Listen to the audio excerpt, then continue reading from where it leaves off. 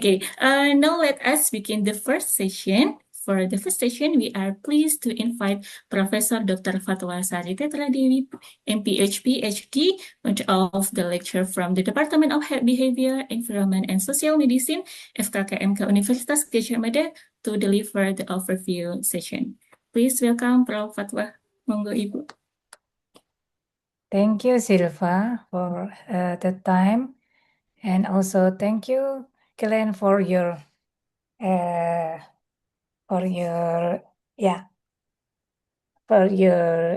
time and also your ability to come here. Good afternoon, everybody. Distinguished guest lecturer Glenn Laverack. We already know who is Glenn Laverack. Your book is very famous, and we use your book here to learn about community participation. And it is my pleasure to welcome you all over you today in the guest lecture. And now is good morning for you, yeah, Glenn, yeah? But we are already in afternoon. Okay, this guest lecture is part of the course name Community Empowerment and Networking. It is in the Master of Public Health program in Faculty of Medicine and Public Health, Universitas Gadjah Mada. And as the course coordinator, I'm very pleased that we have this valuable opportunity to learn directly from you, from the international recognized expert in the community empowerment and also especially in the health promotion. This course is designed to help students and also understand community empowerment is not simply about community participation in health programs, but it's also enabling community to identify their own needs to participate, to strengthen their capacity, to build their networks, and to participate meaningfully in the decision making. And that by then we can gain greater control over the determinant of health, and also we can increase the quality of the health of the population.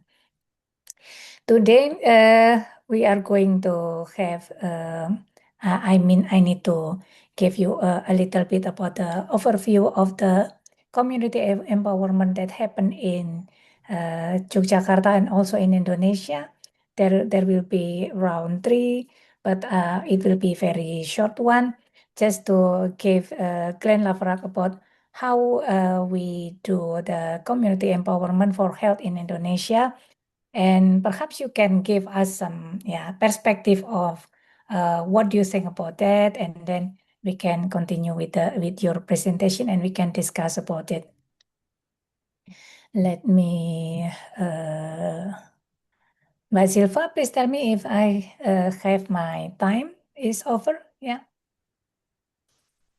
later on, yeah.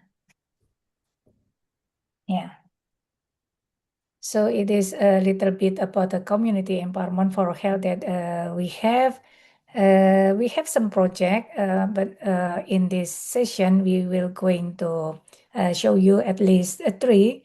But later on we can see how can we elaborate them. Yeah, this is the basis of the theory basis for the approach, the community empowerment approach, that we think that if we want the individual to participate, if we want the individual to have the community organization for health, we need to think about something beyond their own preference.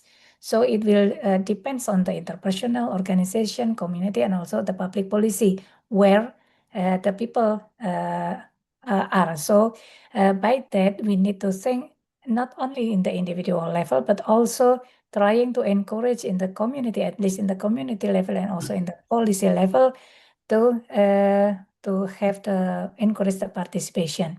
This is the first case that I want to show a little bit about the program to reduce cardiovascular risk factors. This program is done in Yogyakarta a long time ago.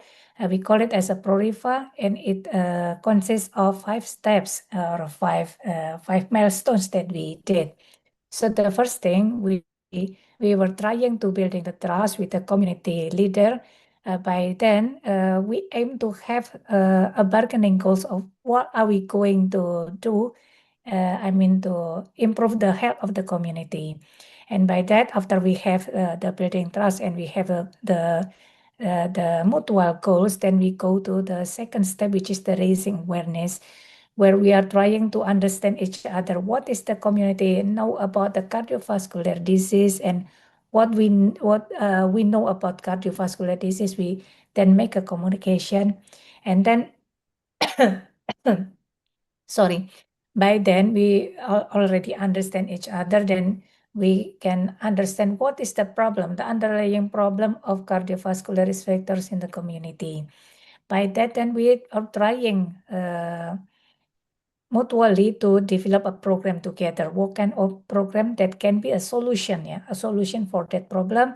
And then we did a community organizing, did some events.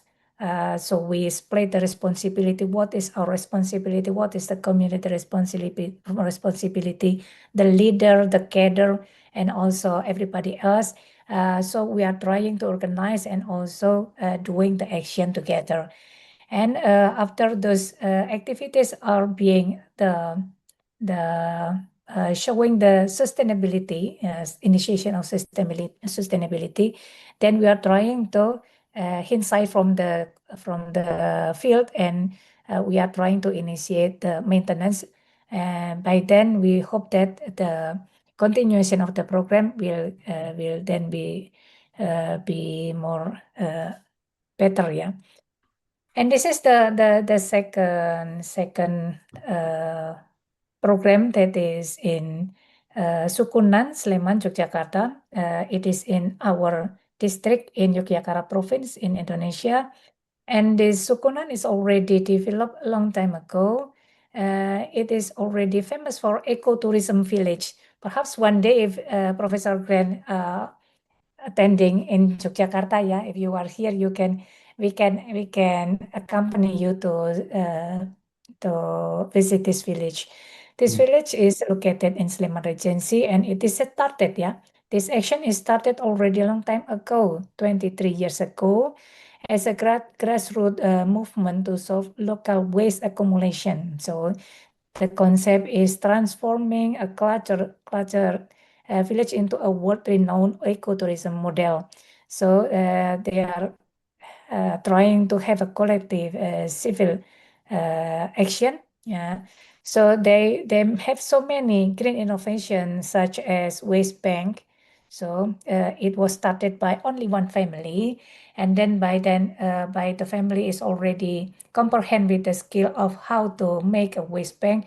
Then they are trying to offer to the bigger teamwork. They offering their neighbor, and they go into the higher, into more people involving in that action. And by then, by the time they are not very famous, they have many innovation.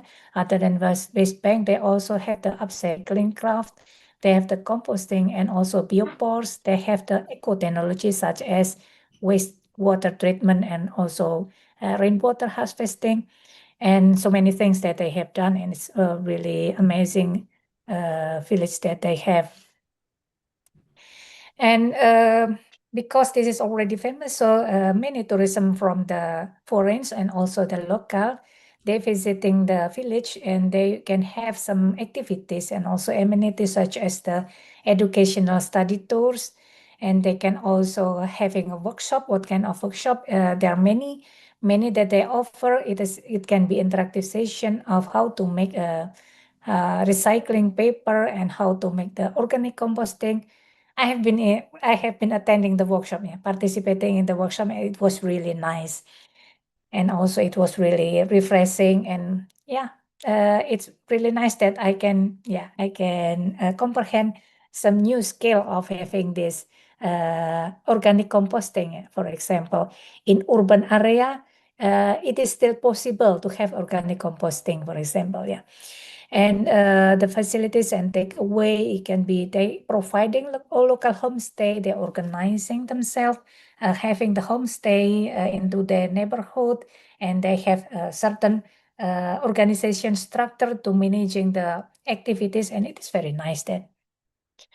Okay, and the last one is this is the picture of Sukunan Village Ecotourism. Yeah, we can see it is very green. Yeah, green here and there, and this is they make this kind of from the bottle of the mineral water bottle cap. Yeah, so this is very nice. Very nice one.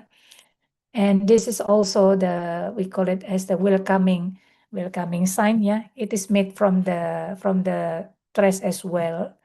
And this is the organic composting that they show us when we have the workshop, and it is very nice one. And the other project is about the Sapadiva. It is in Imogiri district. This is start with uh, they're trying to empowering the people, the disabled people, and also the people with a mental disorder. Yeah, and this is triggered by the condition that in December 2022 we have a very big earthquake. Yeah, before that we have very big earthquake in 2009 and 2006 in Yogyakarta, and because of that earthquake, many people have have disability, and also they are killed. Many people are killed. Yeah, become the victims of that for that earthquake, for the disaster, and many are become having the mental health problem because of that. And the Sapadiva is a social welfare institution based in that district in Imogiri, Bantul, and it is officially recognized in 2020 and 22. Their core mission is to dedicate to supporting, advocating, and empowering persons with disabilities and also people with mental disorder. This is the place where our students visiting. Yeah, they were visiting this place and they were trying to understand the process of how this organization was initiated, developed, and also progressing in very good condition until now. So I think that's also I mean that what we are doing in Indonesia on how to develop a community empowerment is we are not trying to targeting the outcome, but we are trying to emphasize the process of involving the people in understanding the problem, what is the problem, and what is our capacity, to solve the problem, and then we are working together to solve that problem, organizing the people, and then doing the action. I think that's from my side, so we can now continue with Grand Laverack to show your presentation. But before that, I give back the time to Zilva. Thank you. Thank you. Thank you, Prof. Fatwa, for the insightful overview.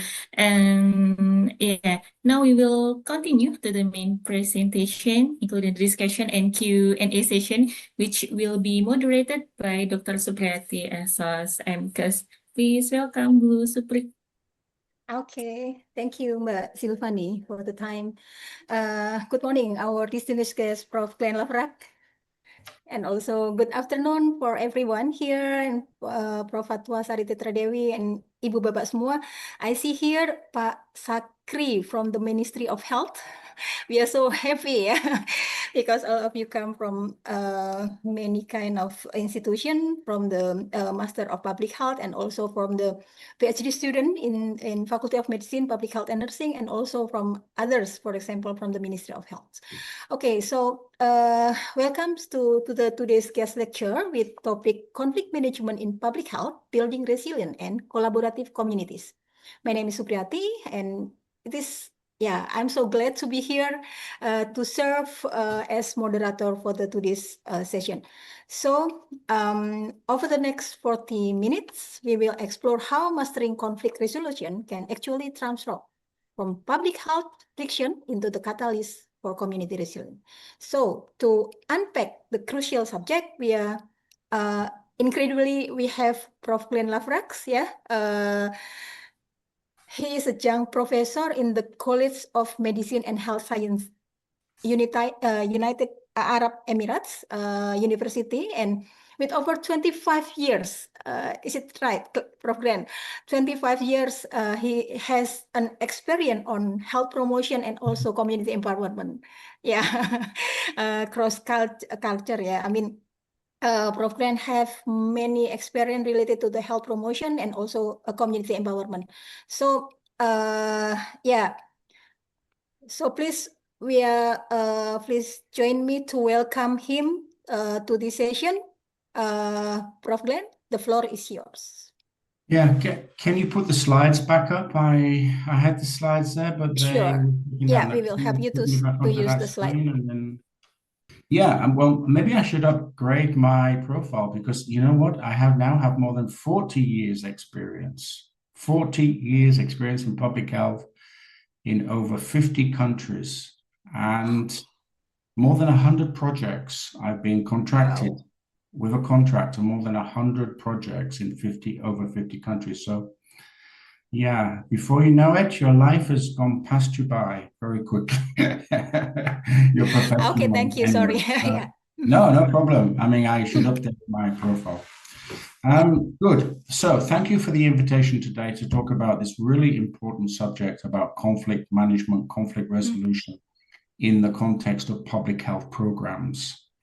Obviously, this is linked closely, and you mentioned this before in the previous presentation, is linked to trust, because a lack of trust, between partners in programs can create conflict, can create resistance, can create non-compliance to advice or that we give people.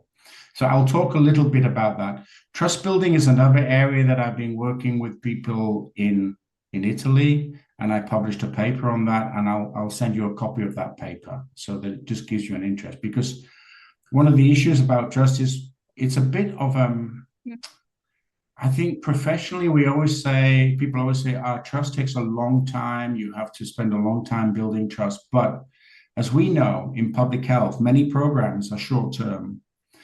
And let's say in the context of an infectious disease outbreak, we don't have time to build trust in communities. We have to act immediately.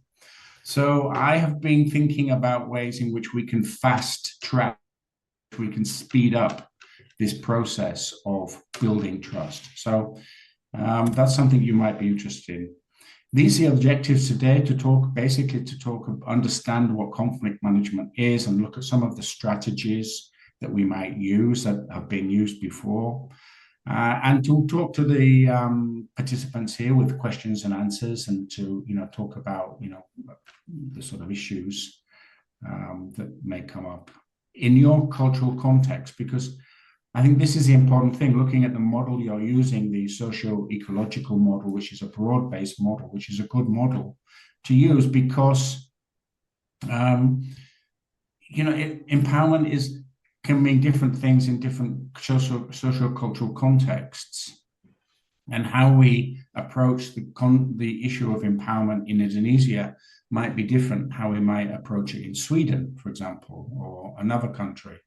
So I think it's always important when we talk about empowerment to think about what we're aiming for and the best way to do it within that cultural context.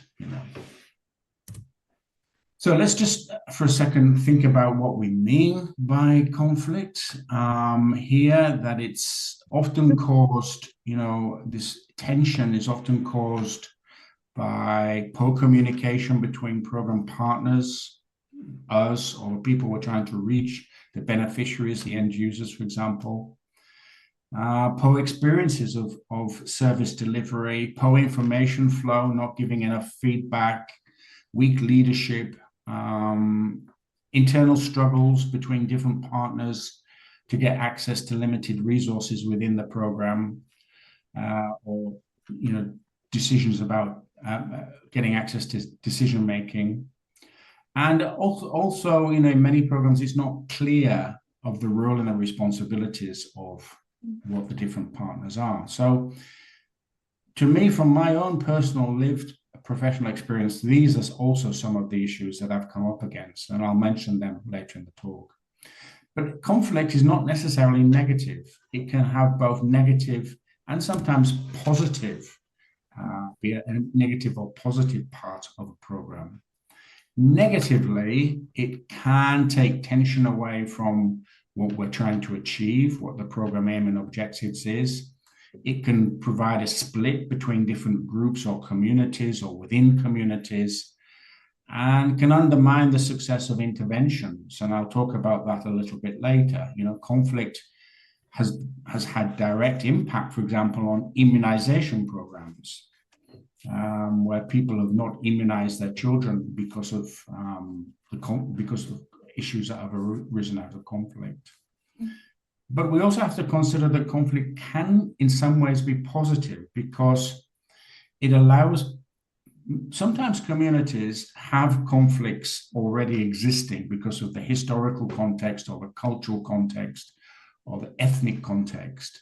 So sometimes being able to resolve these issues can release tension, can release anxiety, and it can allow us to talk about sensitive issues within the community to improve participation. You know, we want, for example, if we're having a community meeting, we want all representatives from that community to be in that meeting, right? To talk about the issue. But if there's conflict between different groups, and this is my own experience in other countries, some people may not come to the meeting because there are other people in the room, you know? So we want to resolve conflict. I think it's important that we identify if there is conflict before we implement the program, and then we take steps to resolve that conflict. Because in my experience, it's difficult to move forward with implementing a program if conflict exists in that context. So we need to identify it early and then to address it. Obviously, preventative strategies are preferable so that we can manage conflict to allow, as I was just saying, the program to be enabled to be successfully implemented. We don't want to have to go to a conflict resolution situation because that's going to be time consuming. But conflict must be addressed and resolved is probably a key point that I'm trying to make here, because we need to understand before, and in order to do that, we need to look at how we can resolve the conflict. It's not necessarily a specialist area of work. And I'm going to show you give you some examples, but also show you a couple of strategies that can be used by health promoters or public health workers in a program context, can be facilitated. It doesn't necessarily have to be brought, you know, specialists don't have to be brought in to deal with it. So let's think about some of the challenges in conflict managing to begin with. Well, we have this common problem in programs where we have this top-down, bottom-up tension, where we may have our own agenda based on epidemiological data or a broad health issue like obesity, for example, or smoking, or, you know, mental health, which is a broad-based program that we want to deliver. But communities in different localities, urban or rural, have their own needs, have their own issues. And this creates this top-down, bottom-up tension that we've talked about before. So this can create conflict, you know, because I have seen many programs that have failed because there was no participation, no involvement from people, because people did not see it as being relevant to their life. They had other priorities. So this is a conflict. This is a conflict of interest. And so we have to address these issues. And that's why it's better now. And now I was just in a conference yesterday, and everyone now is talking about co-production. Co-creation, co-design, co-production, basically the same thing. This is now becoming a very trendy word, if you like, a very common word in public health. And this can help to overcome this tension that I'm talking about here. So we know this you will already know. We need to prioritize people's needs because every context is different, social, cultural, historical context, urban, rural, whatever it might be. So that's why we need to engage with people. We need to talk to people. We need to help them to understand what the program is about. And then we need to get them to help us to design the program so that we know we're going to have a higher level of participation and hopefully sustainability as well. So we need to give people, partners that we work with in the program, a voice, an active role to co-produce the program to increase its effectiveness and sustainability and reduce conflict in the future as we're developed, as the program is being implemented. It's not just about us designing and delivering in a top-down way. And we know there are lots of benefits to working with communities. To me, one of the biggest benefits is that, you know, often in a program context, if we're trying to deliver policy, for example, or a specific intervention with its own aims and objectives, we have to reach the beneficiaries or the end users, if they're, whether they're in a clinical context or in a community outreach context. Let's say it's about vaccination, for example, we have to reach mothers, we have to reach families and children. And very often, working with communities, community-based organizations, community health workers, they provide a bridge. They provide a means for us in often a governmental or an agency context to actually reach a network, a social network of contacts. And that's why networking is very important. And I'm glad to see you have it as part of your course, community empowerment and networking, right? It's very important. And many projects have failed for this very reason. I was working with the Ebola outbreak, not the recent one, but the last one back in 2015-16 in West Africa. And this is one of the biggest problems. Agencies were coming in, big multinational agencies, you know, UNICEF, Oxfam, WHO, UNICEF, all these organizations, but they had no on-the-ground social network to contact people. They didn't know how to reach people in villages, in communities, in urban areas. They had no network. And that really delayed the implementation of the prevention and management program for that infectious disease. So it's very important to have these networks, to develop them and build their capacity as part of our work. Basically, you know, we have to be prepared to what community wants, because what they want, what they need, is what they're going to focus on. And if we're trying to tell them to do more physical activity, but their problem is something different, like domestic violence or lack of employment or safety for their children, then they're not going to be really focused on our priorities. We have to build a program which addresses both sets, both agendas. So it's more co-produced, basically. This is what co-production is, co-produce the agendas so that we have one program. Now, resistance. Where there is conflict, you know, for whatever reason, for cultural reasons, social reasons, for programmatic reasons, for top-down, bottom-up, whatever reason it is, poor information flow, poor service delivery, it can lead to non-compliant behavior.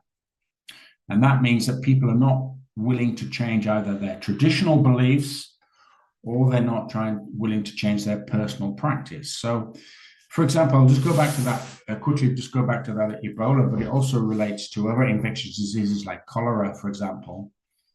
The burial practices of people in many countries is not a safe practice. People come into contact with dead bodies, and that can be a means of cross-infection. So where there is conflict, where there is resistance, people are not willing to change these traditional beliefs. And that was a real sticking point. That has been a sticking point in programs, for example, around cholera and Ebola, because they continue these traditional practices, even though the advice they're being given is to bury people in a safe and dignified way. It might also relate to smoking. You know, if people don't agree with the way in which we're trying to make them to change their behavior, if they don't agree with the advice, or if they don't agree with taxation, for example, on cigarettes, they may still go ahead. Studies have shown that people will still go ahead and practice, harmful behaviors simply because they don't want to comply with our advice, because they don't agree with what we're doing. It's because there's a weak information flow or a weak level of understanding of the harmful effects or the benefits. So people don't necessarily resist change, I think, in general, but they resist being made to change their traditional or personal practices if it is not properly explained and if they are not involved in that process to understand it. So we have to understand non-compliant behavior can lead to mistrust with public health authorities, even fear, and can lead to individual and community resistance. I'll come on to that in a second a little bit more. And this, I've seen in different programs I've worked on, that this resistance can be localized in a particular community or a particular part of a city. It can change over time. It can become more intensive. The resistance can be more intensive, and it can change by locality. But it is possible, and we've used GPS to identify where these pockets of resistance are so that we can take a different strategy. And I'll show you one of those examples of how we can work in a more respectful way with communities. I think there's a sort of chain of events here, where we have people that are in conflict because of various reasons. They don't agree, they don't comply with what we want them to do. And that can lead to further mistrust. It can even lead to fear. And then that escalates, and it can lead to unsafe working conditions, as I'll show you for health workers. It can also lead to rumor, and rumors can be very disruptive for public health programs. A rumor is basically an unverified, but it's a relevant statement of information spread amongst people. It's often based partly on fact, on truth, which might be around gaps in knowledge or misinformation. And again, traditional beliefs or negative experiences of service delivery can all lead to rumors.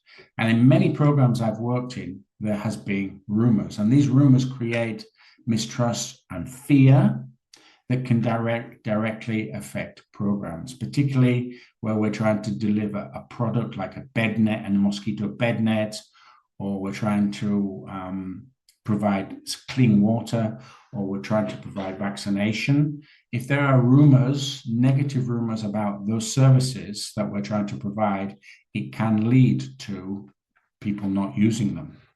But it's possible to manage rumors. We can do that, and I'll show you how we can do that in a second with specialist skills.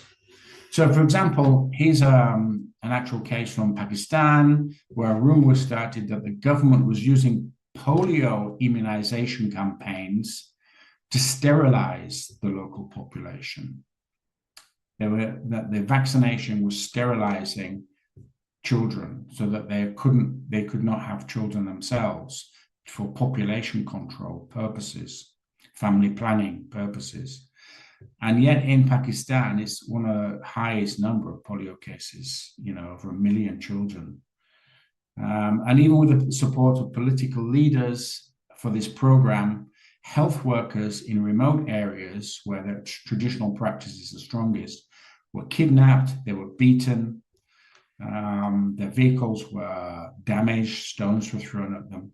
And this all started out of the rumor that the government was using a vaccination program to sterilize the population for family planning purposes. So you can see how a rumor that comes out of misinformation or weak information flow, not explaining to people clearly what you're trying to do, which has for an intervention which has a direct benefit for a problem, can lead, particularly in areas which have strong traditional beliefs, can lead to quite adverse outcomes. So we have to be very careful about these things.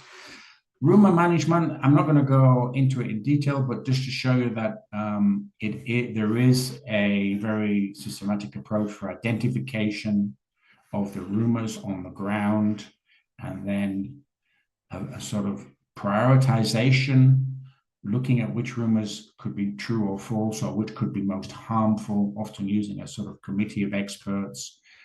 The rumors can come from community health workers who hear the rumor in the community and then send it by WhatsApp or another social media platform to a central point.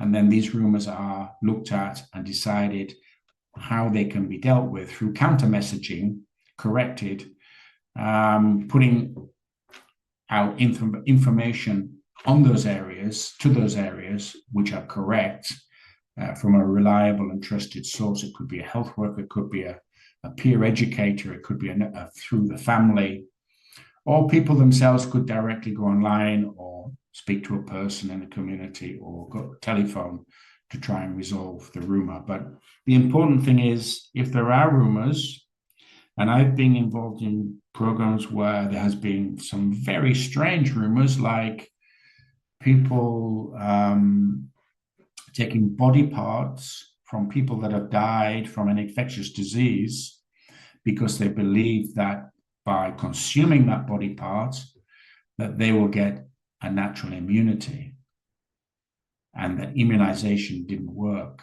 So it can lead to some quite bizarre, some quite strange rumors, but sometimes these can have, traditionally, culturally, because of cultural beliefs, can have quite a detrimental impact directly on programs. So those are some of the challenges that I've just talked about there. We need to address this tension, top-down, bottom-up tension through co-production. We need to be aware of resistance because of post-service delivery, weak information flow, not explaining properly. We have to be aware that rumors can start, and which can create fear and mistrust. And we have to find ways to address these sorts of issues, such as rumor, through rumor management, for example. So that's a sort of background, looking at the issues, what conflict is, how it starts, and how that can have an impact directly on public health. I'm going to talk now about some of the strategies that we can use for managing conflict effectively within a program context that have been used elsewhere, and give a couple of project examples as well. Before I do that, would you like me to open for questions now, or leave it for the end? No, at the end. At the end. Okay, very good. So go ahead. Right, so I'll continue. Yep. Sure. So in general, when we're talking about conflict management, dealing with rumors, dealing with misinformation and non-compliant behavior, ourselves as health promotion and public health practitioners, we need to listen to better. We need to engage to clarify people's concerns and needs. It's important. We need to understand. We can't just assume that what we are doing is the right thing. We have to understand so that we can share what our priorities are with the lived experiences of people in communities that we're working with, so that we can get a better understanding. And when necessary, we need to strengthen the capacity, the competencies, the skills, the knowledge of the partners that we're working with. It may be that they need to have a better understanding of how to identify their needs or their concerns collectively, particularly if it's a multicultural context, a multicultural community within different groups, interest groups. So they may need better skills in that, for example. And then we need to be able to co-produce, I keep using this word, co-produce solutions to support the local initiatives, because often the empowerment projects that we work with are not national level projects, they're localized projects, and we need to support local initiatives based on what they need, based on if they need training, if they need some finance, if they need better information or equipment, we need to work with them to identify what their needs are, what the solutions are, and what their resources that they need. Essentially, that's what we need to do. And that means we have to be better listeners, we have to listen, we have to be good communicators, we have to be culturally competent, because within any country, there are different cultural subgroups, and we have to understand the needs of the different groups. And in particularly in urban contexts, these subgroups, these different cultural, social-cultural, economic subgroups are all mixed together. So we have to be able to identify what people's different needs are in that context, because not everybody has the same set of needs if we really want to be effective and work in an empowering way. The terminology used in public health now is about creating a meaningful working relationship. Basically, what that means is we are listening to what people need. And it's a two-way dialogue. We are trying to develop a dialogue, a facilitated dialogue, so that we can talk to people from different groups and bring all that together to produce a program that is more responsive to people's needs. You can't reach everyone, obviously. So that's why we have to be very clear in our aims and objectives of what we're trying to achieve, and in the roles and the responsibilities of the partners that we're working with. It's very important to have that at the beginning. Who we're trying to reach, our aims and objectives, what we're trying to achieve, and what are the roles and the responsibilities of the different partners, the different stakeholders in the program or the intervention that we're trying to deliver, will enable us, through being good listeners, to develop a more meaningful working relationship.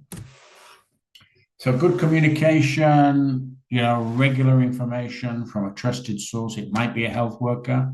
In a clinical context, it might be a peer educator. But it's a dialogue. It's not just me telling you what you need to do. It's you telling me what the barriers are or what the constraints are. And it's this two-way flow of information.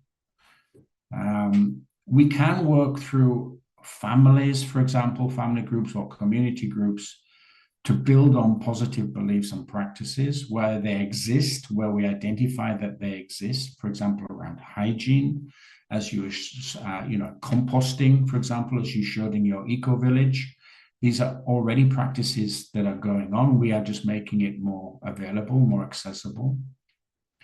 We can work through interest groups within communities, sports groups, women's groups, youth groups, where people come together for social or reasons or to organize themselves better.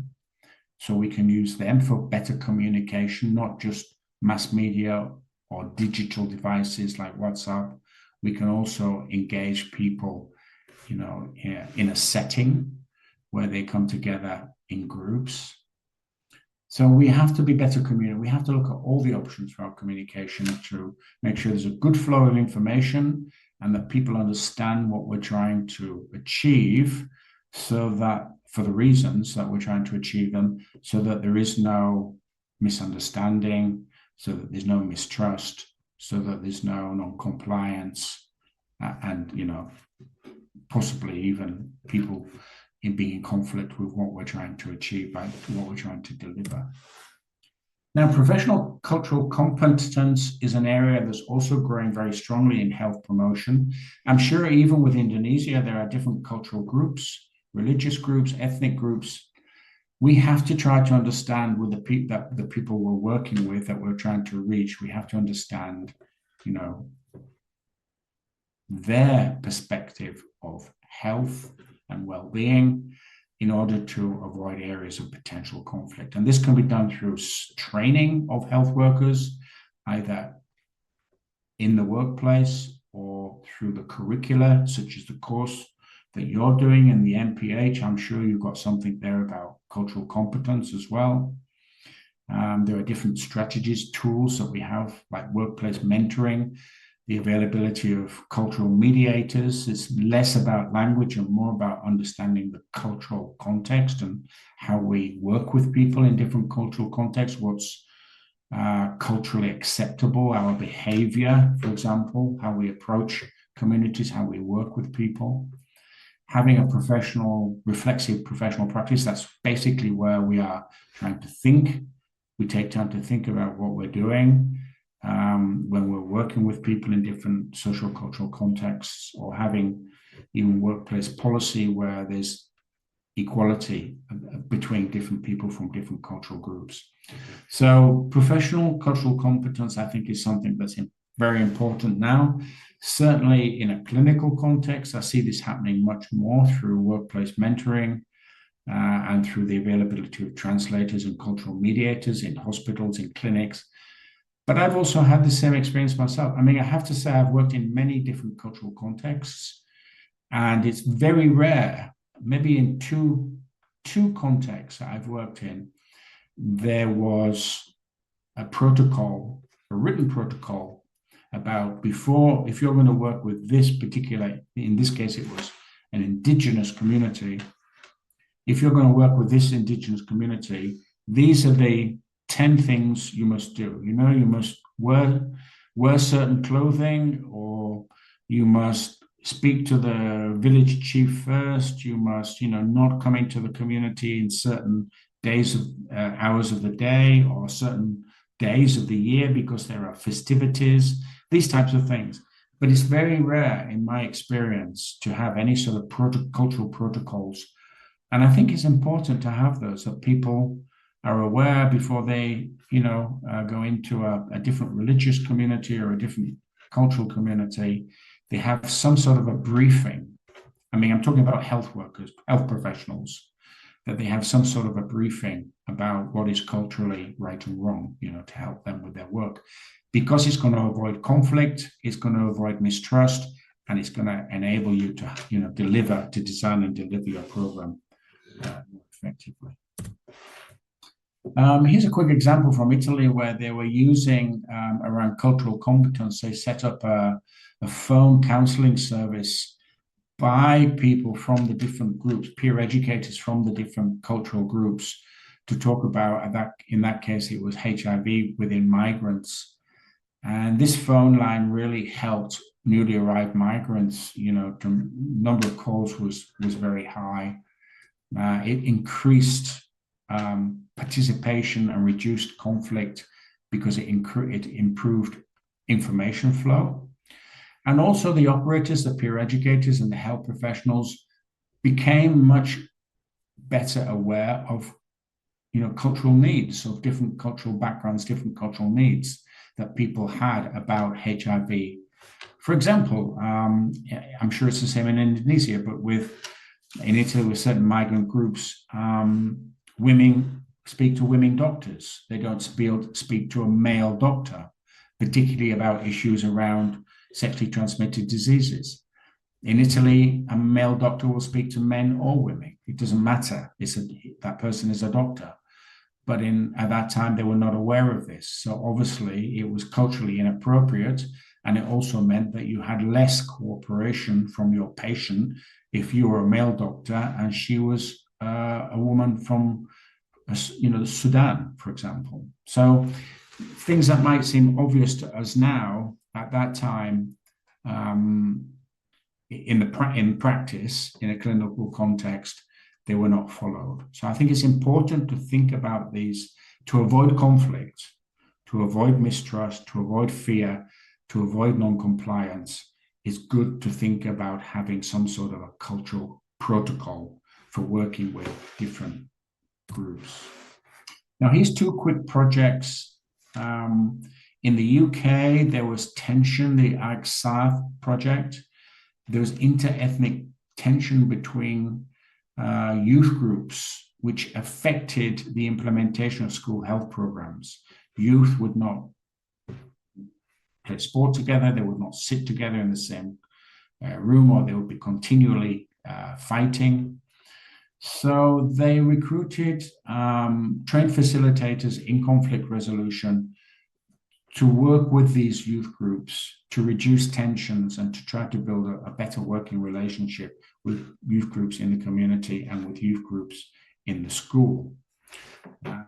And this helps. So we can use facilitators, mediators to work with established existing groups for women, for the elderly, for youth, whatever it might be, sports groups, to try and, as I said before, to better communicate what we're trying to do, the reasons we're trying to do it, and what are the benefits to have a better two-way dialogue about information about the project and what their roles and responsibilities are going to be. So that's one way in which it's been used to manage conflict. Another way is, and this is a project that I was involved with on the sort of edge, was in Africa. I think it was in a Muslim country. It was very difficult because of conflict, armed conflict now I'm talking about. There are areas in many countries where it's very difficult to get access because of armed conflict, or because of control by gangs, by drug gangs. I've just come back from South America, and this is a big problem in many Latin American countries, parts of the country you cannot get access to as a health worker. And the numbers, and in this particular country, the numbers of unvaccinated children was estimated about over 1 million, and it posed a real threat for re-emergence of, in this case, polio outbreak. So communicating families was difficult. Telling them where they could go and get their children vaccinated at health facilities that were set up specifically for the reason of vaccination for polio.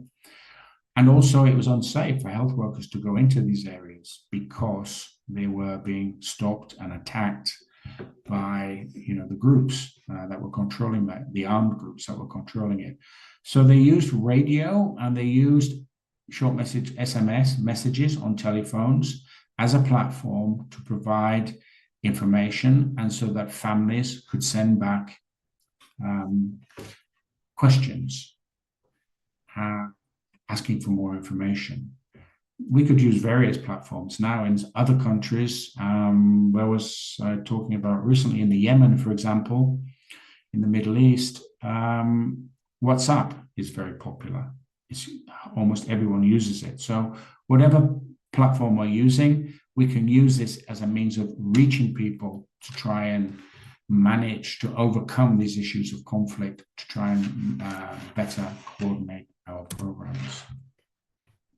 Okay, now this last part is about some strategies for conflict resolution. So where we can't manage it, where we can't prevent it through what I've talked about up to now, about all the different causes and the ways in which we might try and manage conflict, if it comes to the point where we have to try and resolve it, which is a last resort, really, we don't want to get to this point, but if we have to do it, then here's some ideas about what's being used, about resolving, coming to a peaceful ending by actively communicating information about different issues and by engaging, in a collective to discuss these issues. There's two key areas that I talked about in the literature and that I've seen in practice. Working with our partners, the people that we're working with, to define the main issues that they have of conflict, and respectfully engaging with people or communities, whatever, to build trust and to quickly build trust and to safely implement the program. So defining the main issues. Now, this is basically an exercise. This is a tool. So it's a facilitated process. It can be done by a health promoter. It doesn't need specialist skills. It just needs someone that is able to create a dialogue and has experience of working in a workshop context. They need to understand what the key questions are going to be. Basically, the group of participants that they're working with, either separately as different groups in conflict or together, they're basically asked to construct a list of the key questions about the conflict and the potential solutions. And then they identify sources of information about where they could try and answer some of these questions about the conflict that they have, about better information about vaccination, for example, or addressing cultural misunderstandings through websites, or talking to local faith leaders, for example, has been a good way to address some of these more cultural or religious issues. Talking to government officials about legislation or local laws that they need, that are creating conflict about access to land, for example. And that's necessary to move to a more problem-solving way of thinking, away from, look, we have problems, we need to resolve these problems. Now they're moving them toward a problem-solving where, well, what can we do? Having talked to these different sources of information, what can we do to prepare a summary of each question that we've had about how we can find a solution to this? And that is all summarized in a table. The problem, the source of information to clarify the problem, and the potential solution. And then after discussing it with the different parties, together or separately, the summary can be written up to highlight how this process will happen. We have a problem, we want to get access to land, to build a community center. We've spoken to the local authorities with the help of the facilitator. We know what the process is. Now we can make the solution is to make an application to get access to that land, for example. Now, the next one is respectful engagement. And this is using a phased approach, which I've used using a color-coded system, red, amber, and green, to indicate the level of existing engagement and trust in a particular location, because I've seen it happen so many times where, as I just said, there's no protocol, there's no brief. So people will go to a community where there is conflict, where there is against possibly authorities, government authorities, will go in a vehicle, or sometimes in 2 or 3 vehicles, to a community to talk to mothers, maybe to immunize, without any prior warning, without any prior engagement with village chiefs or with, local leaders. And then they are met with conflict. People mistrust, suddenly having 2 or 3 vehicles turning up with health workers in them. They resist people, trying to work. They don't want to comply. There's mistrust, there's fear, and that just that conflict can just escalate into, even I've seen it where, as I said, people are being beaten, their vehicles are being destroyed, even people are being killed in these sorts of contexts, in an African context. So this is a simple 3-phase approach. We have the red phase, which indicates that community engagement and trust building hasn't begun in that locality. Might be urban, rural, whatever it is.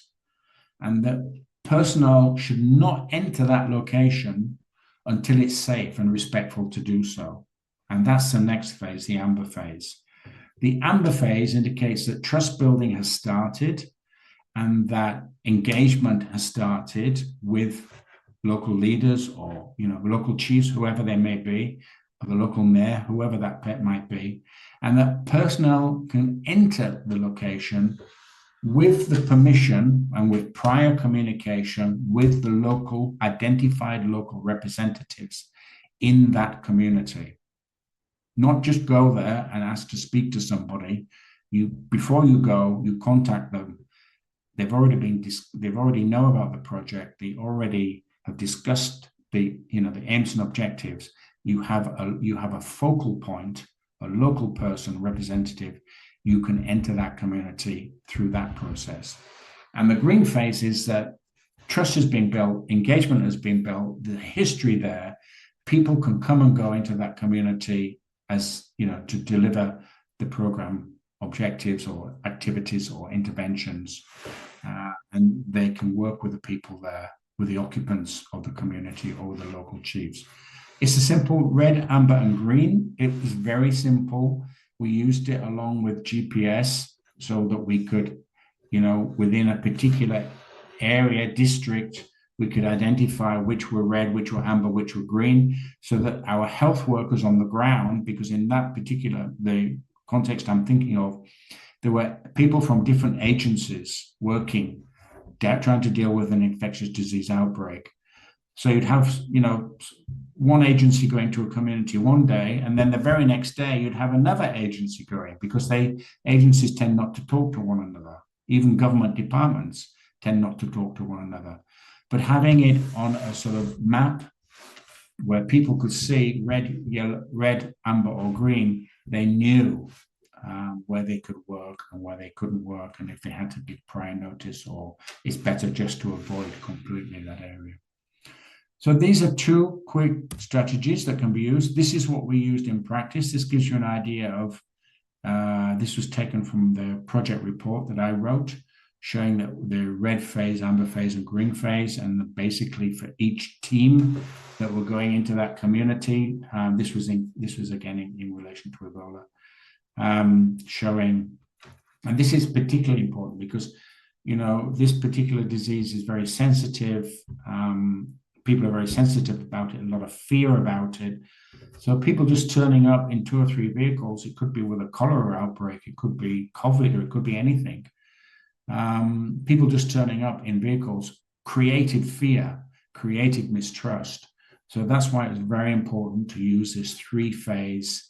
You could use a different system in your own cultural context.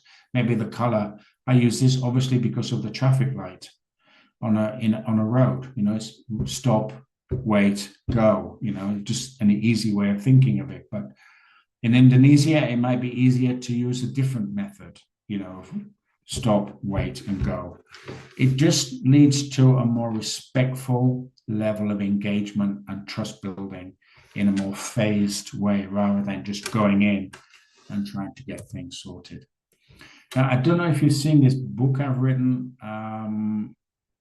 Everything I've spoken to you about today is in that book, because there's a lot in there about trust building, managing conflict, working in a respectful way with people, particularly in an infectious disease or a health emergency, like an earthquake or something like this context, where we have to pay special attention to trust, engagement, to avoid conflict and non-compliance and community resistance. So that's why I mentioned this book, because it's specifically about disease outbreaks and health emergencies where the context is very sensitive. There's the key points. And obviously you'll have these slides, so I don't know if you want to use them for your course. You're perfectly welcome to use all this information for your course if it helps your students. And these are just some of the main points that I've raised. I will go over them all because I've covered them, but conflict can be positive and negative, so we don't have to necessarily think of it as negative. We can manage rumor, we can manage conflict if we do it in the right way. We need to be sensitive to cultural competences, and we need to think about how we are. This all goes back to the beginning. How are we delivering our program? How are we informing people? Are we, doing some sort of a needs assessment? Are we looking at cultural practices? How are we delivering our services? It's really about pre-planning, so that when we go into work with communities, we don't start to create conflict from the beginning. We've thought about these issues before. So we've got proper information flow. We're sensitive to traditional beliefs and or religious beliefs and practices, for example, and service delivery. So a lot of this is about prevention, pre-planning, but sometimes conflict exists when we go into a community, not because of us, but because of the history of that community, and therefore, as I say, in my view, we can't move forward with an effective program if there is conflict in the community, and we want community participation and engagement. It's not going to happen. It's going to be conflict there. So thank you. I've I've worked in countries where I've gone into communities and there's been conflict when we've sat down with the village representatives and there's clearly a lot of conflict, and I have cancelled the project. I've said, cancel this project. There's no point doing this project. It's not going to work. So we have to be careful with these things. Great. Thank you for your time. Did I go over time? No, I think I was good. I think I didn't talk for too long. Okay, thank you, Prof. Glenn, for the very fruitful lecture. And now we will open the floor for the question and answer. And luckily, when at the floor, we can see a very interesting question from Mbak Vita. Bu Vita, will you please open your mic and speak directly to Prof. Glenn? Is it possible to you?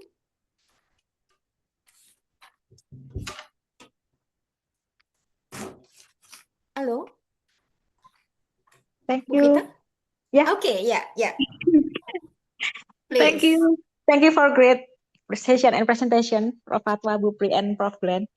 Yeah, just quick questions. First, in the digital era, how should we mitigate the massive social media rumors spread by powerful figures? And the second one, when public health conflicts are hard to solve, have structural root causes like geopolitics, poverty, warfare, or etc., how we should handle them. Thank you, Prof. Glenn. Thank you, Prof. Okay. Yeah, thank you, Bu Vita. Yeah, please, Prof. Glenn. Well, I'll take the second one first because, you're talking about these broader contexts like poverty, for example, geopolitics. I mean, poverty for me is probably the biggest cause of poor health in the world, Everywhere I go and working in public health, it's normally in a context of poverty. We can talk about diseases of affluence like obesity, but obesity is just as common in poor communities, ironically, because the food they have access to is often ultra processed and not healthy. How do we deal with these big blue sky issues like geopolitics and poverty? We can't, to be honest. We are public health practitioners. We are health promotion practitioners.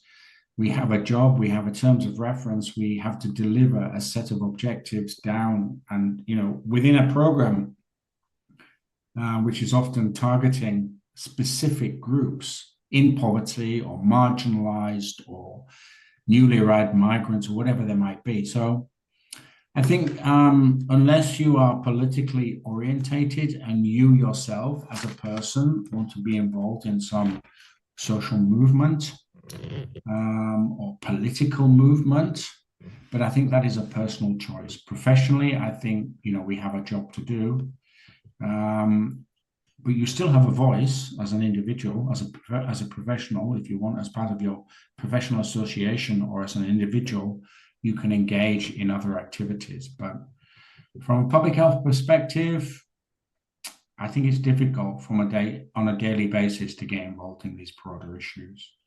Social media is, you're right. I mean, there's a lot of information and misinformation. And everybody struggles with that, including myself, knowing, especially with the advent of AI, really understanding what is the truth, what is a reliable and trustworthy source is very difficult sometimes, and sometimes information is conflicting. Sometimes you'll get information coming out from WHO, the World Health Organization, and they may change that information fairly quickly, because of changing circumstances. So how can we manage this? Again, from our perspective at a country level, unless we have influence over controlling the social media, which we don't, we cannot control these different social media platforms. The government, I guess, can put a block if it wanted to, or a firewall on certain things. But again, I think all we can do is advise, for example, with youth, advise parents about how to use the technology better to prevent children from accessing certain websites or, or not using social media all the time. You'll notice that in some countries now there's a ban on using social media up to the age of 16. I don't know. And I've seen how social media in some countries, like Sri Lanka, where I was quite recently, can have a really detrimental effect on the local youth population because of the images that they are exposed to on social media. But in a context like that, you have no parental control. You have no governmental control. There's a black market for the distribution of information, bad information, to youth. So unless you really have a political commitment and a local commitment to address these issues, or involve directly yourself in an agency or in a project that's trying to deal with these things, I don't think we can personally, other than at a personal level, where you might get involved in something broader, a broader organization professionally, I don't see how we can control that. At this stage, governments at the moment are dealing with it, but I don't know, I can't speak from, in the UK, they're bringing in now a ban on social media for up to 16 and controlling access to websites. That's a governmental policy decision, but I'm not sure in your own country. And that's being pushed through social movements, put pressure on the government. I'm not sure if in Indonesia that is happening at the moment, or if it's something that will happen maybe in the future. Yeah. Okay. Thank you, Prof. Glenn. Okay, Bu Vita, are you okay? Or maybe you have the follow-up question?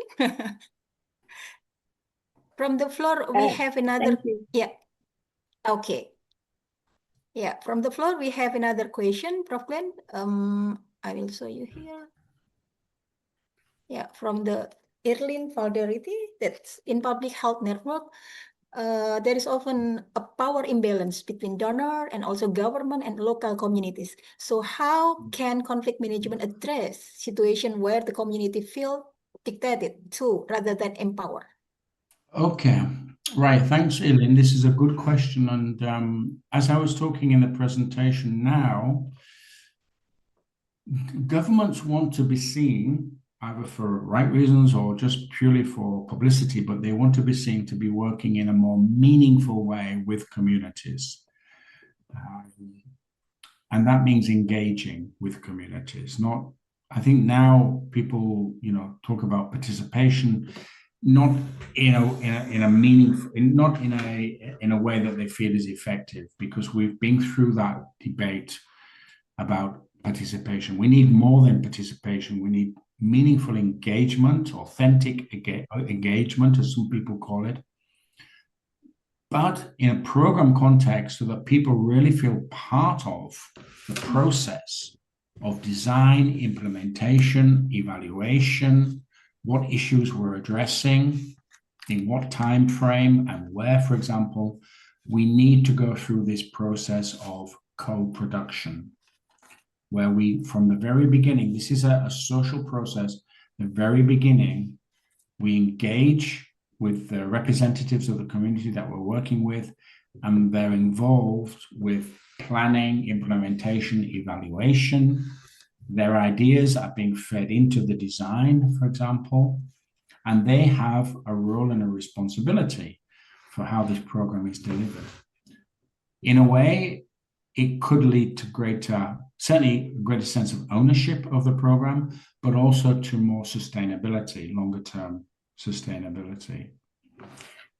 Now, co-production is a process that needs some skills and it needs some resources. And what I'm seeing at the moment in some countries is that government services, although they want to be seen to be co-producing everything, including clinical services and community services, they don't have the resources or the capacity, the skills to do that. So the process of co-production is being contracted out to private companies.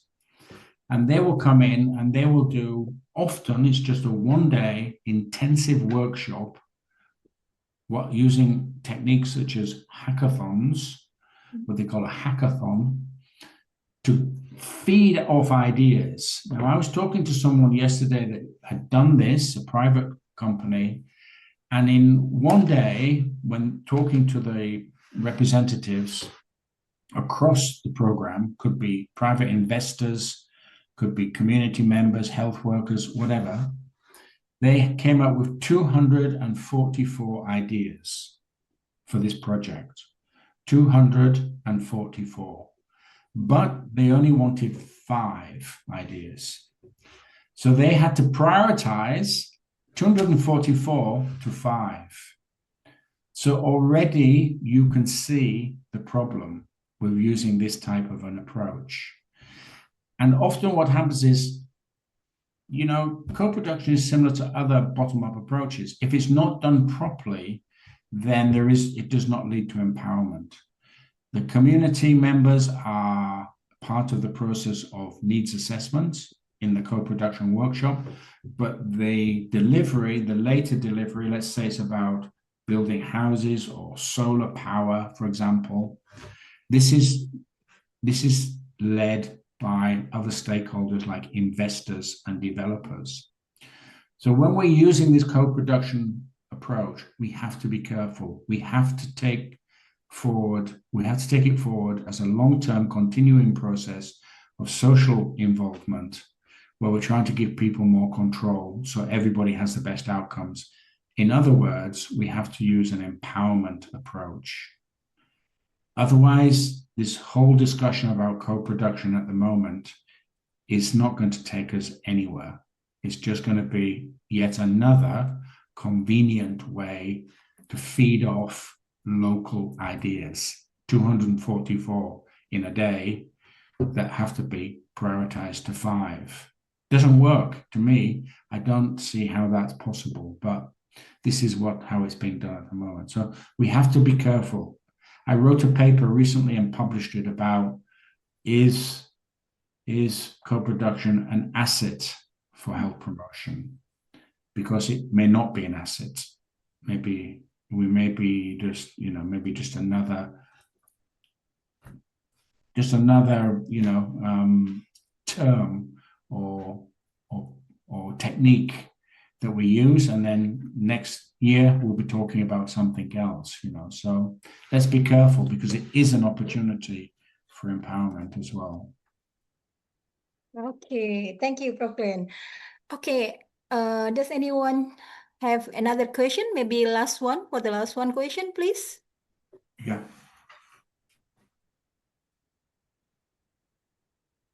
Okay, okay, Mbak Aril, please. The time is yours. Thank you so much, Ms. Sophie, and thank you, Professor, for the opportunity. Good afternoon. My name is Ariel. I'm a medical student.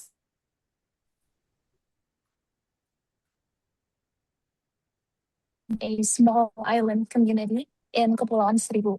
And in these settings, stakeholders often have differing priorities, such as health, tourism, fisheries, and also environmental conservation. And when resources are limited, how would you approach conflict management to ensure collaboration rather than competition between sectors? Thank you so much. I hope my voice was clear enough. Okay, thank you, Mbak Aril. Please, Prof. Glenn. Yeah. I think I did understand. It was broken a little bit, but it's talking about small island communities that have different priorities. In that context, how can we ensure that people's needs are addressed, separate agendas are addressed? Is that right? Or limited resources. Yeah, with the limited resources and their work. With limited resources, regarding. Yeah. Well, it's very interesting, because my original PhD research was done in the Pacific Islands of Fiji, actually. I know Indonesia has many islands, and the Philippines, for example, but I was working in the South Pacific Islands, and this is where the idea came up with the approach that I developed, because exactly the same situation, isolated island communities, they don't have very few resources, they're too far for government services to reach, so people were very much self-sufficient and had to rely on their own resources. And that's why we use a capacity building model, because you have to strengthen local capacity and local assets. And the model that I developed, which was called the domains approach, we would go into these island communities, talk to them about what they needed, what their assets, what they had, what capacities they needed, and where they could find resources to deal with these issues. It's really about a bottom-up building capacity in this context, because where else are you going to get your support from? It's not going to come from the government, probably. There's probably no agencies, NGO agencies working, non-government agencies working in that area. So we have to help communities to help themselves through working with them to build their capacity. And then part of that model is for communities to come together. If you have island communities that are not too distant from one another, they can collaborate together and work together. Maybe it's about better transport to get mothers to hospital or something like that. So I would, in this case, talk about using a bottom-up capacity building model, like the domains approach, in a remote, any remote context, an island remote, or it could be remote in the mountains or remote in the jungle. People have the same challenges: lack of resources, lack of support, poor transport, no electricity, etc., etc. So, yeah, good question. Thank you. I always enjoy your questions. They're always very good. Questions are always very good from your students. Yeah, she's come from the medical student, so yeah. Very good questions. Thank you. Okay, thank you, Prof. Glenn. So, actually, this is very interesting discussion. Unfortunately, we reach the end of our time now. So please, Prof. Glenn, could you please say your closing statement? Yeah. Thank you very much for the invitation. It's been a pleasure, and I've learned myself from listening to you today things. I'll share with you some papers that we've been talking about, so that you might want to share it with the students. Sure. As always, if there's any follow-up you have, you can just contact me, and I'll give you some extra resources. And I hope that this year I can come and visit you in Indonesia later this year. Thank you. Yeah, we hope so. Yeah, I'm planning to do that a little bit later this year. So please stay in touch so we can make some arrangements. Sure. Yeah, okay. Thank you very much for Prof. Glenn Laverack for the very interesting discussion today. And thank you for all of you who attends this guest lecture. I don't would like to conclude this discussion. There are many things that we have from this session, but still one is that conflict is not only give a negative impact to the health program in the community. Yeah, so thank you again for Prof. Glenn and also all of you. And I will be back to the Master of Ceremony. Mbak Zil, please. Thank you, Bu Supri, for moderating today's session. And also thank you, Prof. Glenn, for the valuable presentation and insightful discussion. And thank you to all participants for your question and active participant through the seminar. And before we close today's seminar, we would like to invite all participants to join the group photo session. So please turn on your camera if possible. And maybe Mas Mias or Team Kano can help us to take a screenshot. Okay, I will count 1, 2, and 3. Smile. Okay, one more. 1, 2, and 3.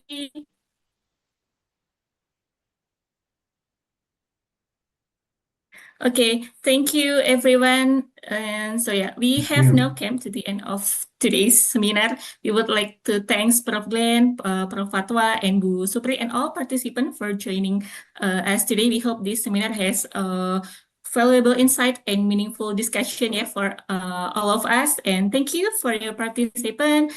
Stay healthy everyone and have a wonderful day. Wassalamualaikum warahmatullahi wabarakatuh. Good afternoon everyone. Thank you very much. Thank you, Prof. Glenn. Bye-bye, Yeah. everybody. Very Bye-bye. much. Good luck with your course. Yeah. Bye.